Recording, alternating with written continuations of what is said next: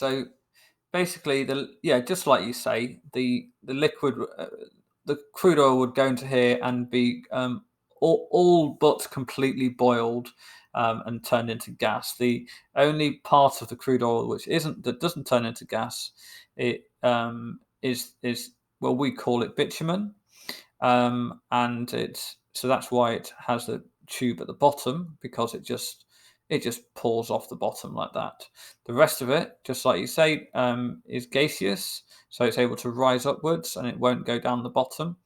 However, the higher up you get, the cooler it gets, because you're further away from the heat source. So as you get higher up,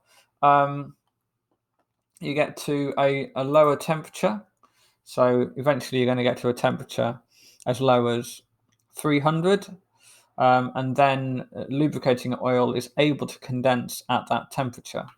So then everything else, it can't condense. Everything else has got a lower boiling point, and so it needs to, or lower condensing point, if you like.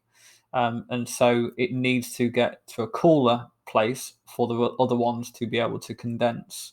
So they'll carry on rising, and the lubricating oil will condense at that point, and we can collect it here. The rest of it will carry on rising, and then the next one to condense would be fuel oil around this temperature, and so on. So that's how it goes, and as you get higher up, it gets cooler and cooler. Now, just like bitumen is the only substance that doesn't boil, petroleum gas is the only substance that doesn't condense. So we have a little hole at the top where the gas just comes out of, and we collect that and put it into cylinders like this. And then we have a little hole at the bottom. We collect the one that doesn't actually boil. The reason why they have these different boiling points is because they have different length chains.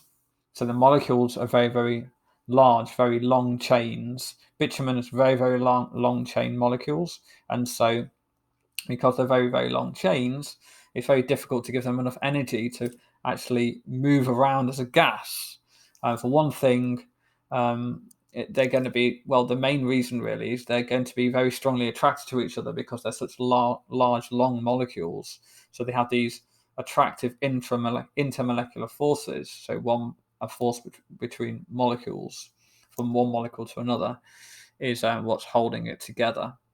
What's holding it together as a liquid. Whereas as you go higher up, the really smaller molecules, they don't have so much of a strong force holding them together. So that's why they have a lower boiling point up here and a higher boiling point down here.